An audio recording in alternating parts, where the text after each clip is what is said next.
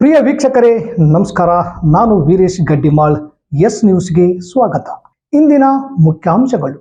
ದೀಕ್ಷೆ ಪಡೆದಲ್ಲಿ ಮೋಕ್ಷಕ್ಕೆ ದಾರಿ, ಯುವಕ ಕುಮಾರ್ ಲವೇಶ್ ಸಿಂಘ್ವಿ. ಸಿಂಧನೂರಿನಲ್ಲಿ ಭತ್ತ ಅಭಿವೃದ್ಧಿ ಮಂಡಳಿ ಸ್ಥಾಪನೆಗೆ ಸದನದಲ್ಲಿ ಬಸನಗೌಡ ಬಾದರ್ಲಿ ಒತ್ತಾಯ. ಪ್ರೀತಿ ಗೌರವದಿಂದ ಸನ್ಮಾನಿಸುವುದು ಹೃದಯ ಶ್ರೀಮಂತಿಕೆಯ ವ್ಯಕ್ತಿತ್ವ, ಶರಣಪ್ಪ ಗೋನಾಳ್. ಗ್ರಾಮ್ಯ ಭಾಷೆಯಲ್ಲಿ ಹಾಡು ಕಟ್ಟಿ ಹಾಡುವ ಪದಗಳೇ ಜನಪದ ಸಾಹಿತ್ಯ, ಡಿವೈಎಸ್ಪಿ ಜಿ ಚಂದ್ರಶೇಖರ್. ಘನತ್ಯಾಜ್ಯ ವಿಲೇವಾರಿ ವಾಹನ ಚಾಲಕರನ್ನು ಕಾಯಂಗೊಳಿಸಿ ಮೈತ್ರೇಯಿ ಕೃಷ್ಣನ ಆಗ್ರಹ.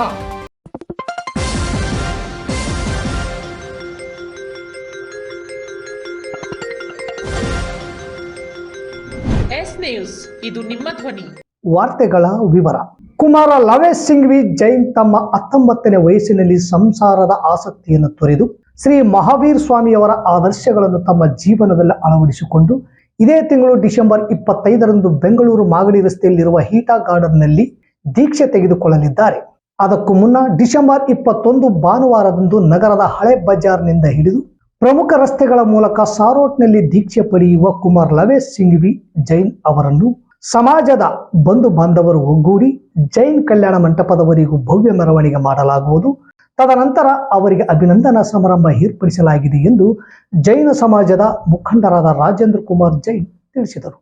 ನಗರದ ಪತ್ರಿಕಾ ಭವನದಲ್ಲಿ ಗುರುವಾರ ಸುದ್ದಿಗೋಷ್ಠಿ ನಡೆಸಿ ಮಾತನಾಡಿದ ಅವರು, ಜೈನ ಧರ್ಮದ ಸಂಜಯ್ ಸಿಂಘ್ವಿ ಹಾಗೂ ರಚನಾ ಸಿಂಘ್ವಿ ಇವರ ದಂಪತಿಗಳಿಗೆ ಕುಮಾರ್ ಲವೇಶ್, ಕುಮಾರ್ ಜಿತೇಶ್, ಕುಮಾರ್ ಲೋಕೇಶ್ ಎಂಬ 3 ಜನ ಮಕ್ಕಳಿದ್ದು, ಹಿರಿಯ ಮಗ ಕುಮಾರ್ ಲವೇಶ್ ಬಿಕಾಂ ಪದವಿ ಓದುತ್ತಿರುವಾಗಲೇ ಧರ್ಮದ ಬಗ್ಗೆ ಹಲವಾರು ಪ್ರವಚನಗಳನ್ನು ಕೇಳಿ ತಿಳಿದುಕೊಂಡು ಮನಪರಿವರ್ತನೆಯಾಗಿ ಪೂಜ್ಯರಾದ ಗುರುದೇವ್ ಶ್ರೀ ನರೇಶ್ ಮುನುಜಿಯವರ ಶಿಷ್ಯರಾಗಿ ದೀಕ್ಷಾ ಗ್ರಹಣ ಪಡೆಯಲಿದ್ದಾರೆ.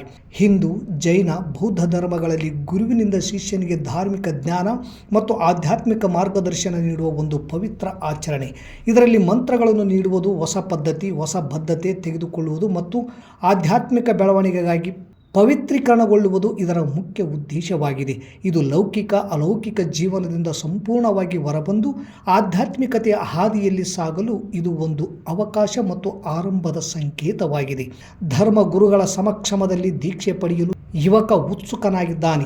ಸುಮಾರು 1995ರಿಂದಲೂ ಸಹ ಸಿಂಧನೂರಿನಲ್ಲಿ ಈ ದೀಕ್ಷೆ ಪಡೆಯುವ ಪ್ರಕ್ರಿಯೆ ಪ್ರಾರಂಭವಾಗಿದೆ.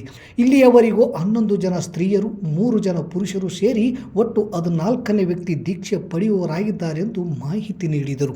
ದೀಕ್ಷೆ ಪಡೆಯಲು ಮುಂದಾದ ಯುವಕ ಕುಮಾರ್ ಲವೇಶ್ ಮಾತನಾಡಿ, ಸಂಸಾರದಲ್ಲಿ ಸುಖ ದುಃಖ ಹಾಗೂ ಜಂಜಾಟಗಳಿವೆ. ಆದರೆ ಆಧ್ಯಾತ್ಮಿಕ ಮತ್ತು ದೀಕ್ಷೆ ಪಡೆದಲ್ಲಿ ಕೇವಲ ಮೋಕ್ಷಕ್ಕೆ ಮಾತ್ರ ದಾರಿ ಎಂದು ತಿಳಿದುಕೊಂಡು ಇಂತಹ ನಿರ್ಧಾರ ತೆಗೆದುಕೊಂಡಿದ್ದೇನೆ ಎಂದರು. ಈ ವೇಳೆ ಸಮಾಜದ ಮುಖಂಡರಾದ ಸುಭಾಷ್ ಸಕಲೇಚ, CA ಮಹಾವೀರ್, JDS ಯುವ ಮುಖಂಡ ಮಹಾವೀರ್ ಜೈನ್, ಜಿತೇಶ್ ಜೈನ್ ಇದ್ದರು. 21ನೇ ತಾರೀಕು ರವಿವಾರ ಜೈನ್ ಸ್ನಾನಕ್ ಹಳೆ ಬಜಾರ್ನಿಂದ ಇವರ ಒಂದು ಮೆರವಣಿಗೆ ಆಗುತ್ತೆ. ಆ ಮೆರವಣಿಗೆ ಜೈನ್ ಕಲ್ಯಾಣ ಮಂಟಪವರೆಗೆ ಅದು ಮುಗಿರ್ತದೆ. ಆ ಕಾರ್ಯಕ್ರಮಕ್ಕೆ ನಿಮ್ಮ ಎಲ್ಲಾ ಪತ್ರಕರ್ತರ ಸಂಘದ ಎಲ್ಲಾ ಸದಸ್ಯರಿಗೆ ಹಾರ್ದಿಕ ವಿನಂತಿಸಿಕೊಳ್ಳುವೇನೆಂದ್ರೆ, ಆ ಕಾರ್ಯಕ್ರಮಕ್ಕೆ ನೀವೆಲ್ಲ ಬರಬೇಕು. ದಯವಿಟ್ಟು ಯಾವುದೇ ಕಾರ್ಯಕ್ರಮ, ಯಾಕಂದ್ರೆ ಎಲ್ಲಾ ಕಾರ್ಯಕ್ರಮಕ್ಕೆ ನೀವು ಮಾಮೂಲಾಗಿರ್ತೀರಿ. ನೀವು ರಾಜಕೀಯಕ್ಕಂದ್ರೆ ಎವ್ರಿ 1 ಡೇ ಎವ್ರಿ 2 ಡೇಸ್ ಸಿಗುತ್ತೆ, ಬೇರೆ ಫಂಕ್ಷನ್ ಸಿಗುತ್ತೆ. ಬಟ್ ನಮ್ಮ ಜೈನ ಸಮಾಜ ದೀಕ್ಷದ ಕಾರ್ಯಕ್ರಮಗಳು ನಿಮಗೆ ಬಹಳ ಅಪರೂಪದ ಕಾರ್ಯಕ್ರಮಗಳು ಇರ್ತಾವ. ಅಂತ ಕಾರ್ಯಕ್ರಮಗಳಿಗೆ ನೀವು ಬಂದು ಅದನ್ನು ಆ ಕಾರ್ಯಕ್ರಮವನ್ನು ಸವಿನೆಂದು ಮತ್ತು ಆ ಕಾರ್ಯಕ್ರಮಕ್ಕೆ ಅಟೆಂಡ್ ಆಗಿ ಬೆಳಗ್ಗೆ ಟಿಫನ್ ಅಲ್ಲೇ ಹಳೆ ಬಜಾರ್ನಲ್ಲಿ ಟಿಫನ್ ಇರುತ್ತೆ. ಮಧ್ಯಾಹ್ನ ವಿಧಾನ ಪರಿಷತ್ ಶಾಸಕ ಬಸನಗೌಡ ಬಾದರ್ಲಿ ಅವರು ಜೀವನಾಡಿ ತುಂಗಭದ್ರಾ ಕ್ರಸ್ಟ್ ಗೇಟ್ ಕುರಿತು ಮಾತನಾಡಿ ಹಾಗೂ ಕರ್ನಾಟಕ ತೊಗರಿ ಅಭಿವೃದ್ಧಿ ಮಂಡಳಿ, ಭತ್ತ ಅಭಿವೃದ್ಧಿ ಮಂಡಳಿಯನ್ನು ಸಿಂಧನೂರು ತಾಲೂಕಿನಲ್ಲಿ ಸ್ಥಾಪನೆ ಮಾಡುವಂತೆ ಬೆಳಗಾವಿಯಲ್ಲಿ ನಡೆಯುತ್ತಿರುವ ಚಳಿಗಾಲದ ಅಧಿವೇಶನದಲ್ಲಿ ಶೂನ್ಯ ವೇಳೆಯಲ್ಲಿ ಒತ್ತಾಯಿಸಿದ್ದಾರೆ. ಬೆಳಗಾವಿ ಚಳಿಗಾಲದ ಅಧಿವೇಶನದಲ್ಲಿ ಸದನದ ಶೂನ್ಯದ ವೇಳೆಯಲ್ಲಿ ಪ್ರಸ್ತಾಪಿಸಿದ ಅವರು, ರಾಯಚೂರು, ಕೊಪ್ಪಳ ಹಾಗೂ ಬಳ್ಳಾರಿ ಜಿಲ್ಲೆಯ ಭತ್ತ ಬೆಳೆಯುವ ರೈತರ ಬಲವರ್ಧನೆಯ ಹಿತದೃಷ್ಟಿಯಿಂದ ಕರ್ನಾಟಕ ತೊಗರಿ ಅಭಿವೃದ್ಧಿ ಮಂಡಳಿ ಹಾಗೂ ಕಾಫಿ ಅಭಿವೃದ್ಧಿ ಮಂಡಳಿಯ ರೀತಿಯಲ್ಲಿ ನಮ್ಮ ಸಿಂಧನೂರು ತಾಲೂಕಿನಲ್ಲಿಯೂ ಸಹ ರಾಜ್ಯ ಸರ್ಕಾರದಿಂದ ಭತ್ತ ಅಭಿವೃದ್ಧಿ ಮಂಡಳಿಯನ್ನು ಸ್ಥಾಪನೆ ಮಾಡುವಂತೆ ಮನವಿ ಮಾಡಿದ್ದಾರೆ. ಒಟ್ಟಾರೆಯಾಗಿ ಬೆಳಗಾವಿ ಚಳಿಗಾಲದ ಅಧಿವೇಶನ ಪ್ರಾರಂಭಗೊಂಡ ದಿನದಿಂದ MLC ಬಸನಗೌಡ ಬಾದರ್ಲಿಯವರು ಸಿಂಧನೂರು ತಾಲೂಕಿನ ಸಕಲ ಮೂಲಭೂತ ಸಮಸ್ಯೆಗಳ ಕುರಿತು, ವಿದ್ಯಾರ್ಥಿ ಯುವ ಜನತೆಯ ಕುರಿತು, ರೈತಾಪಿ ಜನರ ಕುರಿತು ವಿವಿಧ ವಿಷಯಗಳ ಬಗ್ಗೆ ಸದನದಲ್ಲಿ ಚರ್ಚೆ ನಡೆಸುತ್ತಿದ್ದು, MLC ಬಸನಗೌಡ ಬಾದರ್ಲಿ ಹೇಳಿದ್ದನ್ನು ಸರ್ಕಾರ ಎಷ್ಟರ ಮಟ್ಟಿಗೆ ಪರಿಗಣಿಸುತ್ತಿದೆ ಎನ್ನುವುದು ಕಾದು ನೋಡಬೇಕಿದೆ. ಕೆಳಕಂಡ ಸಾರ್ವಜನಿಕರ ಮಹತ್ವದ ವಿಚಾರವನ್ನು ದಿನಾಂಕ 18/12/2025 ಸದನ ಶೂನ್ಯ ವೇಳೆಯಲ್ಲಿ ಪ್ರಸ್ತಾಪಿಸುವ ಕುರಿತು ಮೇಲ್ಕಂಡ ವಿಷಯಕ್ಕೆ ಸಂಬಂಧಿಸಿದಂತೆ ಕರ್ನಾಟಕ ರಾಜ್ಯದ ಕೃಷಿ ಆರ್ಥಿಕತೆಯಲ್ಲಿ ಭತ್ತವು ಒಂದು ಪ್ರಮುಖ ಆಹಾರಧಾನವಾಗಿದೆ. ಉತ್ತರ ಕರ್ನಾಟಕ ಭಾಗದ ರಾಯಚೂರು, ಕೊಪ್ಪಳ ಹಾಗೂ ಬಳ್ಳಾರಿ ಜಿಲ್ಲೆಯ ರೈತ ಕುಟುಂಬಗಳು ಭತ್ತದ ಕೃಷಿಯ ಮೇಲೆ ನೇರವಾಗಿ ಅವಲಂಬಿತವಾಗಿದೆ. ಭಾರತದ 10 ಅಗ್ರ ಭತ್ತ ಉತ್ಪಾದನೆ ರಾಜ್ಯಗಳಲ್ಲಿ ಕರ್ನಾಟಕ ರಾಜ್ಯವೂ ಸಹ ಪ್ರಮುಖ ಸ್ಥಾನ ಪಡೆದಿದೆ. ಅದರಲ್ಲಿ ಉತ್ತರ ಕರ್ನಾಟಕ ಭಾಗದ ರಾಯಚೂರು ಜಿಲ್ಲೆಯ ಅಂದಾಜು 1,86,000 ಹೆಕ್ಟರ್ ಹಾಗೂ ಬಳ್ಳಾರಿ ಜಿಲ್ಲೆಯ 90,000 ಹೆಕ್ಟರ್ ಹಾಗೂ ಕೊಪ್ಪಳ ಜಿಲ್ಲೆಯ 70,000 ಹೆಕ್ಟರ್ ಭೂಮಿ ಪ್ರದೇಶದಲ್ಲಿ ಭತ್ತವನ್ನು ಬೆಳೆಯಲಾಗುತ್ತದೆ. ಈ ಭಾಗದಲ್ಲಿ ಬೆಳೆಯುವ ಭತ್ತವು ದೇಶ ಹಾಗೂ ವಿದೇಶಗಳಲ್ಲಿ ರಫ್ತಾಗುತ್ತದೆ. ಆದರೆ ಭತ್ತ ಬೆಳೆಯುವ ಈ ಭಾಗದ ಬಡ ರೈತ ಉತ್ಪಾದನೆ ವೆಚ್ಚಕ್ಕೆ ಅನುಗುಣವಾಗಿ ನ್ಯಾಯಯುತವಾದ ಬೆಲೆ ಸಂಗ್ರಹಣಾ ಹಾಗೂ ಸಂಸ್ಕರಣಾ ಸೌಲಭ್ಯದ ಕೊರತೆ, ಮಧ್ಯವರ್ತಿಗಳ ಹಾವಳಿ, ಅಗತ್ಯ ಸಂಶೋಧನೆ ಹಾಗೂ ತರಬೇತಿ ಕೊರತೆಯಿಂದ ಆರ್ಥಿಕ ನಷ್ಟವನ್ನು ಅನುಭವಿಸುತ್ತಿದ್ದಾರೆ. ಆದ್ದರಿಂದ ಉತ್ತರ ಕರ್ನಾಟಕ ಭಾಗದ ರೈತರು ಬೆಳೆಯುವ ಭತ್ತಕ್ಕೆ ಬ್ರ್ಯಾಂಡಿಂಗ್ ಸೃಷ್ಟಿ ಮಾಡಿ ರಾಷ್ಟ್ರ ಮತ್ತು ಅಂತಾರಾಷ್ಟ್ರ ಮಟ್ಟದಲ್ಲಿ ರಫ್ತು ಅವಕಾಶವನ್ನು ಹೆಚ್ಚಿಸುವ, ರೈತರಿಗೆ ನ್ಯಾಯಯುತವಾಗಿ ಬೆಲೆ ಸ್ಥಿರತೆ ಹಾಗೂ ಅಗತ್ಯ ಸಂಶೋಧನೆ ತರಬೇತಿಯನ್ನು ನೀಡುವ, ಈ ಭಾಗದ ಯುವಕರಿಗೆ ಉದ್ಯೋಗಾವಕಾಶಗಳು ಸೃಷ್ಟಿ ಮಾಡುವ ಕಾರಣದಿಂದ ರಾಯಚೂರು, ಕೊಪ್ಪಳ ಹಾಗೂ ಬಳ್ಳಾರಿ ಜಿಲ್ಲೆಗಳ ಮಧ್ಯಭಾಗದಲ್ಲಿರ್ತಕ್ಕಂಥ ಸಿಂಧನೂರು ತಾಲೂಕಿನಲ್ಲಿ ಕರ್ನಾಟಕ ತೊಗರಿ ಮಂಡಳಿ ಸ್ಥಾಪನೆ ಆಗಬೇಕು ಹಾಗೂ ಕಾಫಿ ಅಭಿವೃದ್ಧಿ ಮಂಡಳಿ ಯಾವ ರೀತಿ ರಾಜ್ಯ ಸರ್ಕಾರದಿಂದ ಕರ್ನಾಟಕ ಭತ್ತ ಅಭಿವೃದ್ಧಿ ಮಂಡಳಿಯು ಸ್ಥಾಪಿಸಬೇಕೆಂದು ಸದನದ ಶೂನ್ಯ ವೇಳೆಯಲ್ಲಿ ಮಾನ್ಯ ಕೃಷಿ ಸಚಿವರಲ್ಲಿ ಮುಂದೆ ಪ್ರಸ್ತಾಪಿಸಲು ಬಯಸುತ್ತೇನೆ. ಪ್ರತಿದಿನವೂ ಬೆಳಗಿನ ಜಾವಕ್ಕೆ ಎದ್ದು ಬಂದು ವಾಕಿಂಗ್ ಮಾಡುತ್ತಿರುವ ಸಮಾನ ಮನಸ್ಕರ ವಾಕಿಂಗ್ ಗೆಳೆಯರ ಬಳಗ ಯಾರೇ ಆಗಲಿ, ಯಾವುದೇ ಧರ್ಮ ಜಾತಿಯವರಾಗಲಿ, ಯಾವುದಾದರೊಂದು ಕ್ಷೇತ್ರದಲ್ಲಿ ಸಾಧನೆ ಅಥವಾ ಗೆಲುವು, ಪದಾಧಿಕಾರಿಗಳ ಆಯ್ಕೆ, ಹೀಗೆ 10 ರೀತಿಯಲ್ಲಿ ಗೆಲುವು ಪಡೆದರೆ ಮೊದಲು ಸನ್ಮಾನಿಸಿ ಗೌರವಿಸುವುದು ಇವರ ಮಾನವೀಯತೆ ಮತ್ತು ದೊಡ್ಡ ಮನಸ್ಸಿನ ಹೃದಯ ಶ್ರೀಮಂತಿಕೆಯ ವ್ಯಕ್ತಿತ್ವವನ್ನು ತೋರಿಸುತ್ತದೆ ಎಂದು ತಾಲೂಕಾ ಕಾರ್ಯನಿರತ ಪತ್ರಕರ್ತರ ಸಂಘದ ನೂತನ ಅಧ್ಯಕ್ಷರಾದ ಶರಣಪ್ಪ ಗೋನಾಳ್ ಹೇಳಿದರು. ಇಂದು ಗುರುವಾರದಂದು ಕಾರ್ಯನಿರತ ಪತ್ರಕರ್ತರ ಸಂಘಕ್ಕೆ ನೂತನವಾಗಿ ಆಯ್ಕೆಯಾದ ಅಧ್ಯಕ್ಷರು, ಪ್ರಧಾನ ಕಾರ್ಯದರ್ಶಿ, ಉಪಾಧ್ಯಕ್ಷರು, ಕಾರ್ಯಕಾರಿ ಮಂಡಳಿ ಸದಸ್ಯರನ್ನು ಅವರು ವಾಕಿಂಗ್ ಮಾಡುತ್ತಲೇ ಬೆಳಿಗ್ಗೆ ತಾಲೂಕು ಕ್ರೀಡಾಂಗಣಕ್ಕೆ ಕರೆಯಿಸಿ ಸನ್ಮಾನಿಸಿ ಸ್ವೀಟ್ ತಿನ್ನಿಸಿ ಗೌರವಿಸಿದರು. ಸನ್ಮಾನಿತಗೊಂಡ ಪತ್ರಕರ್ತರು ನೂತನ ತಾಲೂಕು ಅಧ್ಯಕ್ಷರಾದ ಶರಣಪ್ಪ ಗೋನಾಳ್, ಪ್ರಧಾನ ಕಾರ್ಯದರ್ಶಿಯಾದ ಅಮರೀಶ್ ಅಲಬನೂರ್, ಉಪಾಧ್ಯಕ್ಷರಾದ ಯಮನಪ್ಪ ಪವಾರ್, ದುರ್ಗೇಶ್, ತಾಲೂಕಾ ಕಾರ್ಯಕಾರಿ ಮಂಡಳಿ ಸದಸ್ಯರಾದ ವೀರೇಶ್ ಗಡ್ಡಿಮಾಳ್, ಚನ್ನಬಸವ ಕಟ್ಟಿಮನಿ, ಸಮಾನ ಮನಸ್ಕರ ವಾಕಿಂಗ್ ಗೆಳೆಯರ ಬಳಗಕ್ಕೆ ಪತ್ರಕರ್ತರ ಸಂಘದಿಂದ ತುಂಬು ಹೃದಯದ ಅಭಿನಂದನೆಗಳನ್ನು ಸಲ್ಲಿಸಿದರು. ಇದೇ ವೇಳೆ ಚಂದ್ರಶೇಖರ್ ಕಗ್ಗೋಡ್ ಅವರು ಮಾತನಾಡಿ, ತಾಲೂಕು ಕ್ರೀಡಾಂಗಣ ಇಡೀ ಕಲ್ಯಾಣ ಕರ್ನಾಟಕ ಭಾಗದಲ್ಲೇ ಒಂದು ಅತ್ಯುತ್ತಮ ಕ್ರೀಡಾಂಗಣವನ್ನು ಮಾಜಿ ಸಚಿವರು ಹಾಗೂ ಶಾಸಕರಾದ ವೆಂಕಟರಾವ್ ನಾಡಗೌಡರ ಅವಧಿಯಲ್ಲಿ ನಿರ್ಮಿಸಲಾಗಿತ್ತು. ಇಂದು ಈ ಕ್ರೀಡಾಂಗಣದ ಪರಿಸ್ಥಿತಿಯನ್ನು ಕೇಳುವವರು ಇಲ್ಲದಂತಾಗಿದೆ. ಹಚ್ಚ ಹಸಿರಿನಿಂದ ಕಂಗೊಳಿಸುತ್ತಿದ್ದ ಕ್ರೀಡಾಂಗಣ ಇಂದು ಬರಡು ಭೂಮಿಯಂತಾಗಿದೆ. ಇನ್ನು ಬೆಳಗಿನ ಜಾವದಲ್ಲಿ ವಾಕಿಂಗ್ ಮಾಡಲು ಬರುವವರಿಗೆ ಕ್ರಿಕೆಟ್ ಆಡುವ ಹುಡುಗರ ಬಾಲ್ ಅನೇಕ ಜನರಿಗೆ ತಗುಲಿದೆ. ಹೀಗಾಗಿ ಸಂಬಂಧಿಸಿದ ಅಧಿಕಾರಿಗಳು, ಜನಪ್ರತಿನಿಧಿಗಳು ಕ್ರಿಕೆಟ್ ಆಡುವ ಯುವಕರಿಗೆ ಬೆಳಗ್ಗೆ 7:30 ನಂತರ ಕ್ರಿಕೆಟ್ ಆಡಲು ಹೇಳಿದರೆ ವಾಕಿಂಗ್ ಮಾಡುವವರು ನಿರ್ಭೀತಿಯಿಂದ ಬೆಳಗಿನ ಜಾವದಿಂದ 7:30 ಮಾಡಬಹುದು ಎಂದರು. ಈ ವೇಳೆ Mallappa Mailar, HF Maski, GM Fadnavis, Mounesh, Basavaraj, Mallikarjun Vagarnal, Fakirappa Tidigol, Nagaraj Marsirvar, Basavaraj Bappur, SM Krishna, Amaresh Mittimani, Vijay Veerapayyaswamy, Chandrashekhar Kaggod, Hari, Pampapati Balaganur ಸೇರಿದಂತೆ ಅನೇಕ ವಾಕಿಂಗ್ ಗೆಳೆಯರ ಬಳಗದ ಸದಸ್ಯರು ಇದ್ದರು.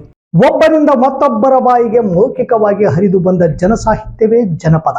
ಗ್ರಾಮೀಣ ಪ್ರದೇಶಗಳಲ್ಲಿ ಆಡು ಭಾಷೆಯಲ್ಲಿ ಮಾತನಾಡುವ ಶೈಲಿ, ಗ್ರಾಮ್ಯ ಭಾಷೆಯಲ್ಲಿ ಹಾಡುಗಳನ್ನು ಕಟ್ಟಿ ಹಾಡುವ ಪದಗಳೇ ಜನಪದ ಸಾಹಿತ್ಯ. ಇದೊಂದು ಗಟ್ಟಿ ಸಾಹಿತ್ಯ ಎಂದು DYSP G ಚಂದ್ರಶೇಖರ್ ಅಭಿಪ್ರಾಯಪಟ್ಟರು. ನಗರದ ಜ್ಞಾನಜ್ಯೋತಿ ವಿಜ್ಞಾನ ಪದವಿ ಪೂರ್ವ ಕಾಲೇಜಿನಲ್ಲಿ ಡಿಸೆಂಬರ್ 18 ಗುರುವಾರದಂದು ಶಾಲಾ ಕಾಲೇಜುಗೊಂದು ಜಾನಪದ ಉಪನ್ಯಾಸ ಕಾರ್ಯಕ್ರಮವನ್ನು ಉದ್ಘಾಟಿಸಿ ಮಾತನಾಡಿದರು. ನೆಲಮೂಲ ಸಂಸ್ಕೃತಿಯೇ ಜನಪದ ಸಾಹಿತ್ಯದ ಮೂಲಗುಣ ಮತ್ತು ವೈಶಿಷ್ಟ್ಯ. ಇದು ಪ್ರಕೃತಿ ಮಡಿಲಿನ ಸಾಹಿತ್ಯ. ಯಾಂತ್ರಿಕ ಬದುಕಿನಲ್ಲಿ ಇದರ ಅಧ್ಯಯನ ಅಗತ್ಯವಾಗಿದೆ. ಜೀವನ ಮೌಲ್ಯಗಳನ್ನು ಕಲಿಸುವ ಗುಣ ಹೊಂದಿದೆ. ಆಧುನಿಕತೆಯ ಹೆಸರಿನಲ್ಲಿ ಆಹಾರವೂ ಕಲುಷಿತವಾಗುತ್ತಿದೆ. ಜನರ ಬದುಕೇ ಒಂದು ವಿಶ್ವವಿದ್ಯಾನಿಲಯ. ಜನಪದ ಗೀತೆಗಳು ಬದುಕುವುದನ್ನು ಕಲಿಸುತ್ತದೆ. ಸಾಕಷ್ಟು ಜನಪರ ನಿಲುವುಗಳಿವೆ. ಆಧುನಿಕತೆಯ ಪ್ರಭಾವಕ್ಕೆ ಒಳಗಾಗಿ ಅವಲಂಬಿತ ಕೃಷಿ ಬದುಕು ಕುಸಿತವಾಗುತ್ತಿದೆ. ಎಳ್ಳು ಜೀರಿಗೆ ಬೆಳೆಯೋಳೆ ಭೂತಾಯಿ ಎಂದು ಹೇಳುತ್ತಾ ಜನಪದ ಗೀತೆಗಳಲ್ಲಿ ಲೋಕನೀತಿ ವಿಷಯದ ಕುರಿತು ಅಕ್ಕಮಹಾದೇವಿ ಮಹಿಳಾ ವಿಶ್ವವಿದ್ಯಾನಿಲಯ ಸ್ನಾತಕೋತ್ತರ ಕೇಂದ್ರದ ಕನ್ನಡ ಅಧ್ಯಾಪಕರಾದ ಡಾಕ್ಟರ್ ಗುರುರಾಜ್ ವರ್ತಮಾನದ ಬದುಕನ್ನು ವಿಶ್ಲೇಷಿಸಿದರು. ತಾತ್ವಿಕತೆಯನ್ನು ಕಟ್ಟಿಕೊಟ್ಟವರು ಜನಪದರು. ಪ್ರಕೃತಿಯ ಮಕ್ಕಳು ಹತ್ತಿ ಕಟ್ಟಿಗೆ ಬಿತ್ತಿ ಕಟ್ಟಿಗೆ ಬಾವನ್ನೂರು ಹಾಡನ್ನು ಮೇಲ್ಕು ಹಾಕಿದರು. ಜೀವನ ಮೌಲ್ಯವೇ ಹಾಡಾಗಿ ರೂಪುಗೊಂಡಿವೆ. ಒಳ್ಳೆಯವರ ಗೆಳೆತನ ಕಲ್ಲು ಸಕ್ಕರೆಯಂತೆ ಎಂದರು. ಆನೆ ಬಂತೊಂದು ಆನೆ ಇಲ್ಲಿಗ್ಯಾಕ ಬಂತು ಎಂದು ಹೇಳುವ ಮೂಲಕ ಇತಿಹಾಸ ವಿವರಿಸಿದರು. ಅಧ್ಯಕ್ಷತೆ ವಹಿಸಿದ್ದ ಜ್ಞಾನಜ್ಯೋತಿ ಕಾಲೇಜಿನ ಪ್ರಾಂಶುಪಾಲ NP ವಿಷ್ಣುವರ್ಧನ್ ರೆಡ್ಡಿ ಮಾತನಾಡಿ, ಒಗಟು ಹೇಳಿಕೊಂಡು ಹಾಡುವ ಮೂಲಕವೇ ನಮ್ಮ ತಲೆಮಾರು ಬೆಳೆದಿದೆ. ಆದರೆ ಇಂದಿನ ವಿದ್ಯಾರ್ಥಿಗಳು ಮೊಬೈಲ್ಗೆ ದಾಸರಾಗಿದ್ದನ್ನು ವಿಷಾದಿಸಿ ಸಮಾಜಕ್ಕೆ ಮಾರ್ಗದರ್ಶನ ನೀಡುವುದೇ ಜನಪದ ಸಾಹಿತ್ಯ ಎಂದರು. ಕರ್ನಾಟಕ ಜಾನಪದ ಪರಿಷತ್ತಿನ ಅಧ್ಯಕ್ಷರಾದ ಡಾಕ್ಟರ್ ಬಸವರಾಜ್ P ನಾಯಕ್ ಪ್ರಾಸ್ತಾವಿಕವಾಗಿ ಮಾತನಾಡಿದರು. ದುರ್ಗಮ್ಮ ಪ್ರಾರ್ಥಿಸಿದರು. ಡಾಕ್ಟರ್ ಧರ್ಮಣ್ಣ ಗೋನಾಳ್ ನಿರೂಪಿಸಿದರು. ಮಲ್ಲಯ್ಯ ಹಿರೇಮಠ್ ಸ್ವಾಗತಿಸಿದರು. ಶೋಭಾ ತೋರ್ಗಲ್ ಹೊಂದಿಸಿದರು. ಈ ವೇಳೆ ಲಿಂಗಸಗೂರು ಸರ್ಕಾರಿ ಕಾಲೇಜಿನ ಸಹ ಪ್ರಾಧ್ಯಾಪಕ ಡಾಕ್ಟರ್ ಸಂಗನಗೌಡ, ಸರ್ಕಾರಿ ಪದವಿ ಕಾಲೇಜಿನ ಉಪನ್ಯಾಸಕ ಡಾಕ್ಟರ್ ಮರಿಲಿಂಗಪ್ಪ, ಜ್ಞಾನಜ್ಯೋತಿ ಪದವಿ ಕಾಲೇಜಿನ ಉಪನ್ಯಾಸಕರಾದ ಬಸವರಾಜ್, ಜ್ಞಾನೇಶ್ವರ, ನೂರ್ ಮೊಹಮ್ಮದ್, ಗಿರೀಶ್, ವೆಂಕಟೇಶ್ ಸೇರಿದಂತೆ ಅನೇಕ ವಿದ್ಯಾರ್ಥಿಗಳು ಭಾಗವಹಿಸಿದ್ದರು. ರಾಜ್ಯದ ಎಲ್ಲ ಘನತ್ಯಾಜ್ಯ ವಿಲೇವಾರಿ ಮಾಡುವ ವಾಹನ ಚಾಲಕರು, ಲೋಡರ್ಸ್ಗಳು, ಕ್ಲೀನರ್ ಕಾರ್ಮಿಕರನ್ನು ಗುತ್ತಿಗೆ ಪದ್ಧತಿಯಿಂದ ವಿಮುಕ್ತಿಗೊಳಿಸಿ ಕಾಯಂಗೊಳಿಸಬೇಕು ಹಾಗೂ ಈ ಕಾರ್ಮಿಕರಿಗೆ ಮಾಸಿಕ ವೇತನ 42,000 ನಿಗದಿಗೊಳಿಸಬೇಕು ಎಂದು AICCTU ರಾಜ್ಯ ಪ್ರಧಾನ ಕಾರ್ಯದರ್ಶಿ ಮೈತ್ರೇಯಿ ಕೃಷ್ಣನ್ ಸರ್ಕಾರಕ್ಕೆ ಆಗ್ರಹಿಸಿದರು.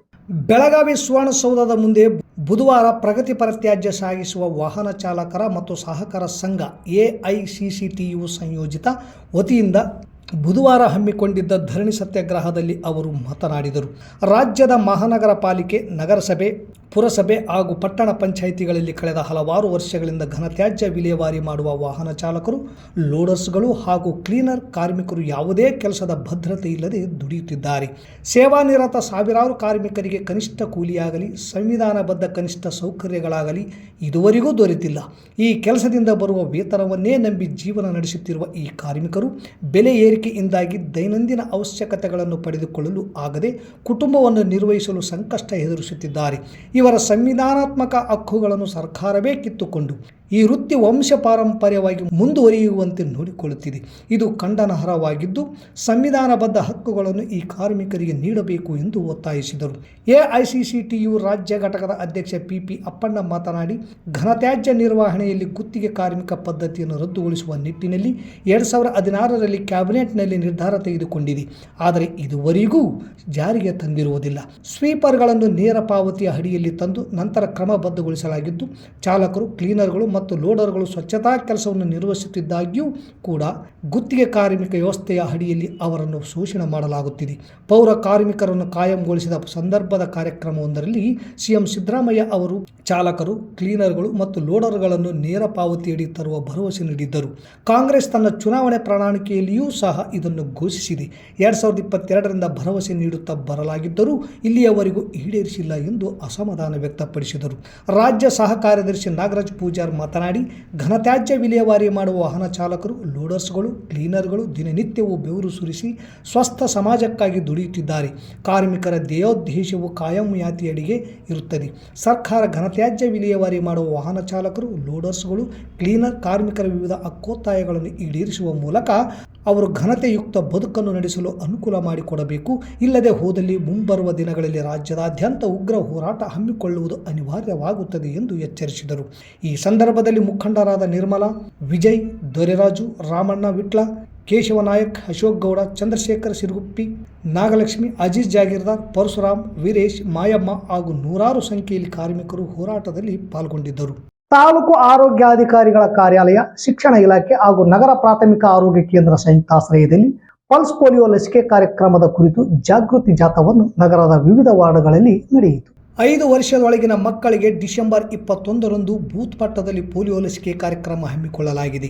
ಅದಾದ ಮರುದಿನದಿಂದ ನಮ್ಮ ಸಿಬ್ಬಂದಿಗಳು ಡಿಸೆಂಬರ್ 22ರಿಂದ 24ರವರೆಗೆ ಮನೆ ಮನೆಗೆ ಭೇಟಿ ನೀಡಿ 5 ವರ್ಷದೊಳಗಿನ ಮಕ್ಕಳಿಗೆ ಪಲ್ಸ್ ಪೋಲಿಯೋ ಲಸಿಕೆ ಹಾಕುತ್ತಾರೆ. ಸಾರ್ವಜನಿಕರು ತಮ್ಮ ಮಕ್ಕಳಿಗೆ ಪಲ್ಸ್ ಪೋಲಿಯೋ ಲಸಿಕೆಯನ್ನು ತಪ್ಪದೆ ಹಾಕಿಸಬೇಕೆಂದು ಮನವಿ ಮಾಡಿದರು.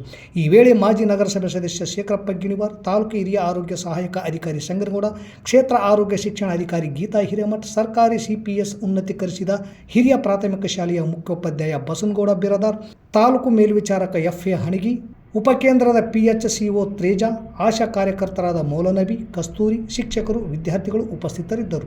ಮತ್ತೊಮ್ಮೆ ಮುಖ್ಯಾಂಶಗಳು. ದೀಕ್ಷೆ ಪಡೆದಲ್ಲಿ ಮೋಕ್ಷಕ್ಕೆ ದಾರಿ, ಯುವಕ ಕುಮಾರ್ ಲವೇಶ್ ಸಿಂಘ್ವಿ. ಸಿಂಧನೂರಿನಲ್ಲಿ ಭತ್ತ ಅಭಿವೃದ್ಧಿ ಮಂಡಳಿ ಸ್ಥಾಪನೆಗೆ ಸದನದಲ್ಲಿ ಬಸನಗೌಡ ಪಾದರ್ಲಿ ಒತ್ತಾಯ. ಪ್ರೀತಿ ಗೌರವದಿಂದ ಸನ್ಮಾನಿಸುವುದು ಹೃದಯ ಶ್ರೀಮಂತಿಕೆಯ ವ್ಯಕ್ತಿತ್ವ, ಶರಣಪ್ಪ ಗೋನಾಳ್. ಗ್ರಾಮ್ಯ ಭಾಷೆಯಲ್ಲಿ ಹಾಡು ಕಟ್ಟಿ ಹಾಡುವ ಪದಗಳೇ ಜನಪದ ಸಾಹಿತ್ಯ, DYSP G Chandrashekhar.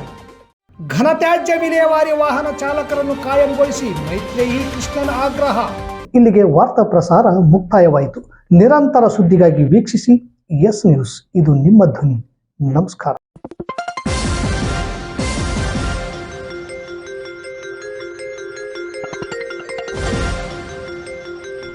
S news, ಇದು ನಿಮ್ಮ ಧ್ವನಿ.